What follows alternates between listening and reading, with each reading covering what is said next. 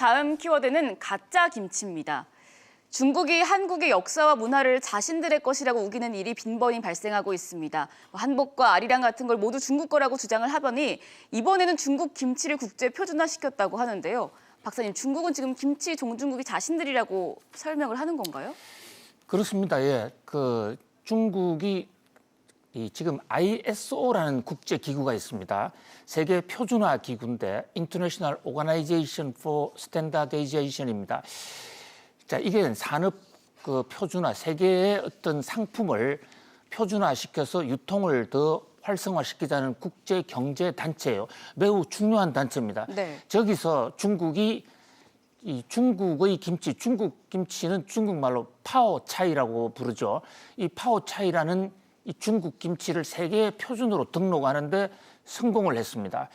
그러면서 중국의 환구시보란 언론이 한국의 굴욕이다. 한국이 그동안의 김치의 종주국이라고 선전을 해왔지만 국제사회는 역시 김치는 중국이다라는 것을 인정해줬다. 그리고 앞으로 세계 김치 산업과 관련해서 중국의 파오차이가 한국 김치를 누르고 세계를 압도하게 될 것이다라고 주장을 했고요. 특히 이 환구시보의 보도 중에 상당히 가슴이 아픈 대목은 네. 한국에서 한국 사람들이 먹는 김치의 거의 대부분이 지금 메이드 인 중국, 중국에서 만들어진 것이다라는 것까지 지금 덧붙여놨어요. 실제로 지금 우리나라 중국 김치 수입량이 엄청나거든요. 네. 그런 각도에서 이번 중국의 ISO의 등록, 그다음에 환구시보의 보도는 상당히 가슴이 아픕니다. 네, 정부에서는 어떤 입장을 보이고 있나요? 그런데 이제 우리 정부는 가짜다, 가짜 김치다.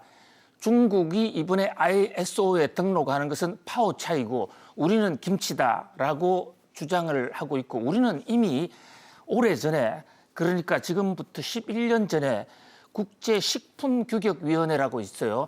그게 코덱스라는 곳인데 이게 WHO와 세계 식량기구에서 이미 그렇게 20년 전부터 국제식품규격으로 인정받았고 ISO는 가짜다 이렇게 주장하고 있습니다. 네. 그러나 코덱스는 코덱스고 ISO는 ISO입니다. 특히 이 코덱스는 어떤 문화적인 측면, 건강, 의학적인 측면으로 접근을 했다면 ISO는 산업적인 측면에서 접근한 거거든요. 네. 앞으로 김치 산업의 국제화를 해나가는 데 있어서는 ISO에 등록했다는 게 상당히 의미가 나름대로 있다고 볼 수가 있습니다. 그런 면에서 지금 정부가 중국 김치는 가짜고 이번에 ISO 등록은 하나의 사기다라고 주장하는 것은 ISO 문제를 미리 간파하지 못한 우리 정부의 실수를 은폐하기 위한 것으로 보이고요. 네. 물론 중국의 선전은 좀 과장된 측면도 있습니다. 그러나 우리가 지금 ISO, 우리 각종 산업의 ISO에 가입했다고 우리 정부가 그동안 얼마나 홍보해왔고 강조해왔습니까?